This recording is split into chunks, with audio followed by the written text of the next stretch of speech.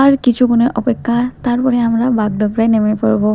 ও কি বলবো, আর এই কয় মিনিট যেন আমার জন্য অনেক টাইম লাগতেছে। আর কিছুক্ষণ থাকলে কিন্তু আমরা নেমে পড়বো। আর আনামকে দেখো এখানে বসে বসে মুগ ডাল খাচ্ছে। আর ও কিন্তু একা খায়নি, ওর সাথে সাথে আমিও খাচ্ছি আর ভিউ এনজয় করতেছি। খুব ভালো লাগতেছে, শুধু মেঘ আর মেঘ, আর কিছুই দেখা যাচ্ছিল না। খুব ভালো লাগতেছিল। আর মনে মনে ভাবতেছিলাম আর কিছুক্ষণের মধ্যেই বাগডগরায় নেমে পড়বো। তো ফাইনালি আমরা কিন্তু বাগডগরায় নেমে পড়েছি। দেখতেই পাচ্ছ আমরা কিন্তু এখন বাসে উঠেছি এয়ারপোর্ট যাওয়ার জন্য।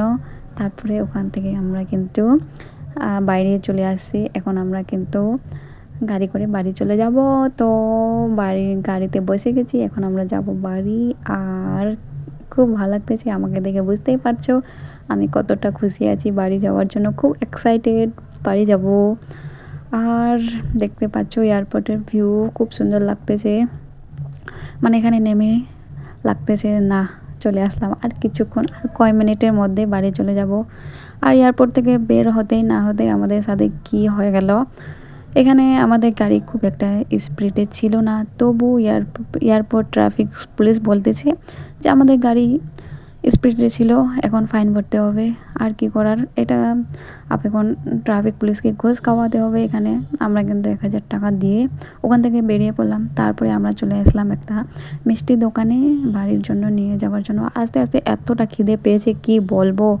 ভাগ্যিস যে দিদি আমাদের জন্য রান্না করে রেখেছিল, আসে সাথে সাথে খেয়ে তারপরে আমার বাড়ি আসলাম। দেখছি আমার রুমের অবস্থা একদম নাজেহাল। ও আল্লাহ কি বলবো, এখন আমার ঘরটা দেখে মনে হচ্ছে কেন যে আসলাম। আর এখন বাজে 3টা, কি করে এতগুলো কাজ করা যায় বলো। একদম এটা তো পরিষ্কার করতে করতে কত যে টাইম লেগে যাবে কি বলবো। দেখে তো একদম মন দিল একদমই খারাপ। করার কিছু নাই, এখন কাজে লেগে পড়তে হবে।